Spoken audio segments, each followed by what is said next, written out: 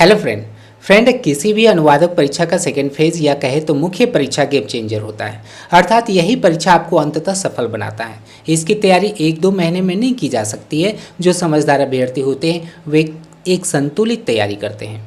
वैसे अभ्यर्थी के जैसे नहीं जो वैकेंसीज की प्रतीक्षा करते रहते हैं और जब वैकेंसीज आती है तब वे जोश में आकर इसकी तैयारी करना प्रारंभ करते हैं। और तो और वे पूर्णतः पीटी या फेज़ 1 पर अपना ध्यान केंद्रित यह सोच करके करते हैं कि यदि उनका फर्स्ट फेज़ में चयन नहीं होता है तो सेकेंड फेज़ की तैयारी करके ही क्या फ़ायदा।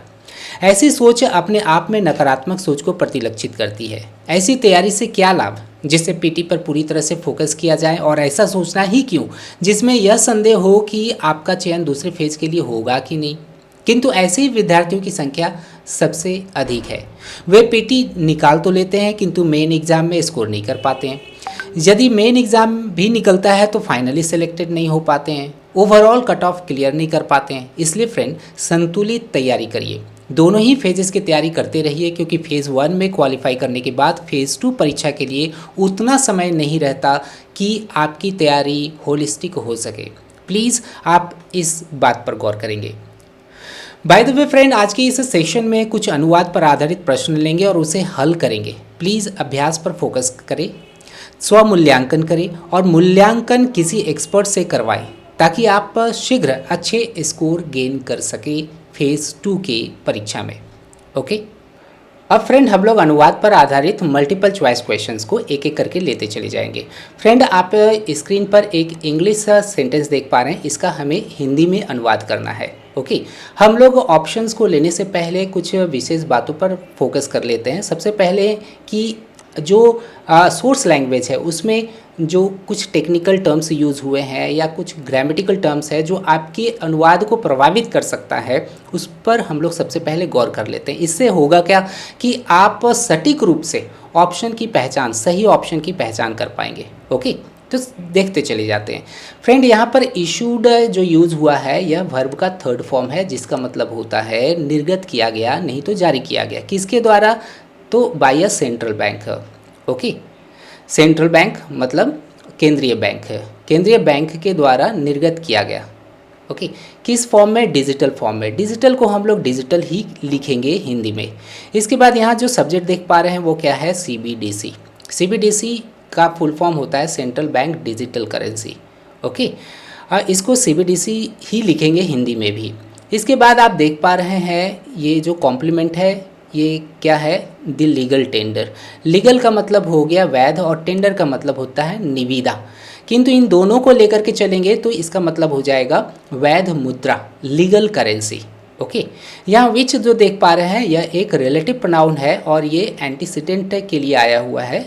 ये इस एंटीसीडेंट को क्वालिफाई करता है। इधर का जो पोर्शन आया हुआ which is exchangeable with the fiat currency, यह एक एडजेक्टिव क्लॉज है। ओके, इस एंटीसीडेंट नाउन के लिए आया हुआ है। ओके, इतने सारे हम लोग चीज़ों को जानने के बाद अब हम लोग यहाँ पर और कुछ टर्म्स है उसको भी हम लोग देख लेते हैं। एक्सचेंजेबल का मतलब होता है विनिमय के योग्य या विनिमय की जा सकने वाली। इसके बाद फिएट करेंसी आता है। फिएट करेंसी मतलब फिएट मुद्रा। फिएट को फिएट ही कह सकते हैं, नहीं तो ऐसी मुद्रा जो सरकार के द्वारा निर्गत की गई है, जो सरकार के द्वारा अनुमोदित की गई है, ठीक है, वो भी आप लिख सकते हैं। इतने जान लेने के बाद अब हम लोग ऑप्शंस पर गौर करते हैं। ओके फ्रेंड, सबसे पहला ऑप्शन आप देख पा रहे हैं स्क्रीन पर, वो क्या है? सीबीडीसी केंद्रीय बैंक द्वारा डिजिटल रूप में निर्गत की गई एक वैध मुद्रा है जो सरकार द्वारा अनुमोदित मुद्रा से विनिमय की जा सकने वाली होती है या विनिमय के योग्य होती है। विनिमय की जा सकने वाली मतलब एक्सचेंजेबल। फिएट करेंसी के लिए क्या यहाँ इस्तेमाल हुआ है? सरकार द्वारा अनुमोदित मुद्रा को यहाँ पर फिएट करेंसी कह सकते हैं, ठीक है। यहाँ पर फिएट मुद्रा भी कहेंगे तो कोई प्रॉब्लम नहीं है, और यहाँ पर ऐसे कोई ऑब्जेक्शनेबल पार्ट नहीं आ रहा है जिसकी वजह से इस ऑप्शन को छांटा जा सके।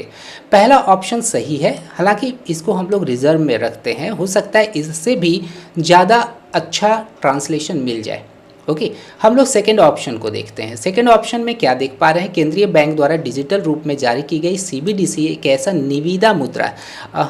ये तो गलत हो गया। निविदा मतलब टेंडर हो गया इंग्लिश में, और मुद्रा मतलब करेंसी। तो टेंडर करेंसी ऐसा कुछ होता नहीं है। इस कारण से हम लोग सेकंड ऑप्शन को छांटेंगे यहीं पर, ठीक है। और थर्ड ऑप्शन को देखते हैं। थर्ड ऑप्शन क्या है, केंद्रीय बैंक का सीबीडीसी डिजिटल रूप में निर्गत किया गया। ऑब्वियसली यहाँ तक तो सही है। एक वैध मुद्रा है, ये भी सही है। जो सरकार द्वारा जारी मुद्रा से, फिएट मुद्रा, ये भी सही है। यहाँ पर विनियमित होने योग्य होती है। फ्रेंड, यहाँ पर विनियमित होने योग्य को हम लोग कहते हैं एबल टू बी रेगुलेटेड।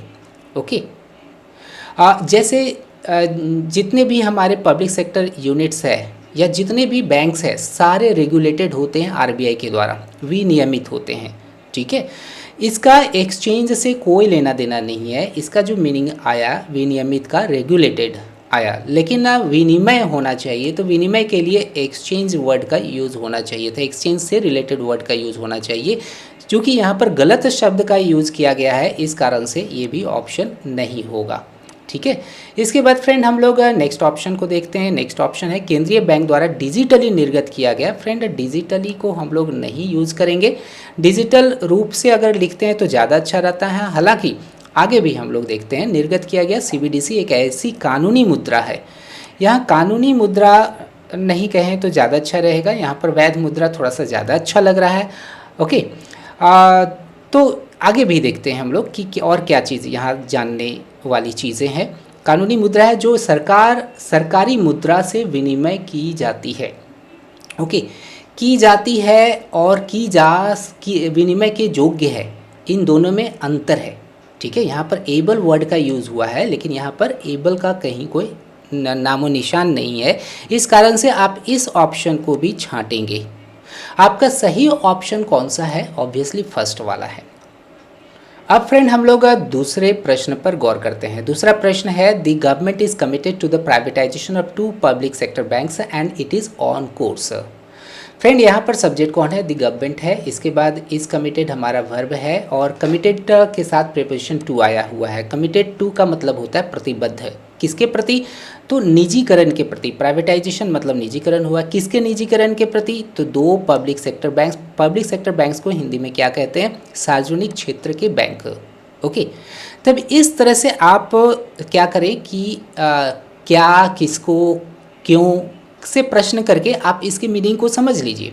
इसके बाद फिर आप जब तक आप दिए गए जो सोर्स लैंग्वेज है उसका मीनिंग आप अच्छी तरह से नहीं समझ पाएंगे, तब तक आप ऑप्शंस को 100% कन्फर्मेशन के साथ नहीं मार पाएंगे। इसके बाद फिर देखिएगा एंड है, एक कंजंक्शन है। कंजंक्शन के बाद फिर यहाँ पर एक क्लॉज आया हुआ है जो कोऑर्डिनेटिंग का क्लॉज है। इसका मतलब हो गया it is on course. Course मतलब रास्ता होता है, दिशा होता है, ठीक है। इट इज़ ऑन कोर्स मतलब यह सही दिशा में है, यह सही दिशा में है, सही रास्ते पर है। किंतु हम लोग देखेंगे कि जो इसका अर्थ होना चाहिए, जो इसके जो पहले वाले सेंटेंस के तदनुरूप होना चाहिए, उसको ध्यान में रख करके हम लोग अब ऑप्शन पर फोकस करते हैं। सबसे पहला ऑप्शन क्या है? सरकार 2 सार्वजनिक क्षेत्र के बैंकों के निजीकरण के लिए, बैंकों के निजीकरण करने के लिए होता तो ज़्यादा अच्छा रहता। बाकी आगे पढ़ते हैं, के लिए प्रतिबद्ध है और यह सही दिशा में है। और यह सही दिशा में ऑब्वियसली बहुत हद तक ऑब्वियसली ये सही है, लेकिन ये निजी करने के लिए ये यहाँ पर सटीक नहीं बैठ रहा है। ऑब्वियसली ये नहीं होगा ऑप्शन। ओके, सही ऑप्शन। इसके बाद दूसरा ऑप्शन पर हम लोग गौर करते हैं। दूसरा ऑप्शन क्या है? सरकार 2 सार्वजनिक क्षेत्रीय बैंक के निजीकरण। फ्रेंड, क्षेत्रीय बैंक और क्षेत्र के बैंक, यहाँ पर देखिएगा क्षेत्रीय बैंक का इंग्लिश क्या हो गया? Regional bank. लेकिन यहाँ रीजनल बैंक के बारे में तो बात ही नहीं हो रही है, सार्वजनिक क्षेत्र के बैंक के बारे में बात हो रही है। ये क्षेत्रीय नहीं, तो यह सही होता। निजीकरण के लिए प्रतिबद्ध है और यह सही रास्ते पर है। और यह सही रास्ते पर भी है। जो आया हुआ है सेंस, ये सटीक सेंस नहीं दे रहा है, इसलिए हम लोग सेकंड ऑप्शन पर भी गौर नहीं करेंगे, ठीक है। थर्ड ऑप्शन को हम लोग देखते हैं। 2 सार्वजनिक क्षेत्र के बैंकों के निजीकरण के लिए सरकार खुद को प्रतिबद्ध की हुई है और यही सही दिशा में है। खुद को प्रतिबद्ध की हुई है, ये भी यहाँ पर सटीक सेंस नहीं दे रहा है, इसलिए इसको भी हम लोग हटाएंगे। अब एक ही ऑप्शन बचा हुआ है, ऑब्वियसली यही होगा। ओके, और यहाँ पर हम लोग पढ़ लेते हैं कि क्या यह सटीक अनुवाद है दिए गए सोर्स लैंग्वेज का या नहीं। सरकार 2 सार्वजनिक क्षेत्र के बैंकों के निजीकरण के लिए प्रतिबद्ध है और यह सही दिशा में काम कर रही है। ऑब्वियसली एकदम सही सेंस दे रहा है। ओके, यहाँ पर मैंने काम कर रही है को चुना। यहाँ पर तो ऐसा तो नहीं है कि it is doing well to the right direction, नहीं है, फिर भी यह जो है सही सेंस दे रहा है। कभी कभी क्लैरिटी लाने के लिए हम लोग कुछ ऐसे टर्म का यूज कर सकते हैं।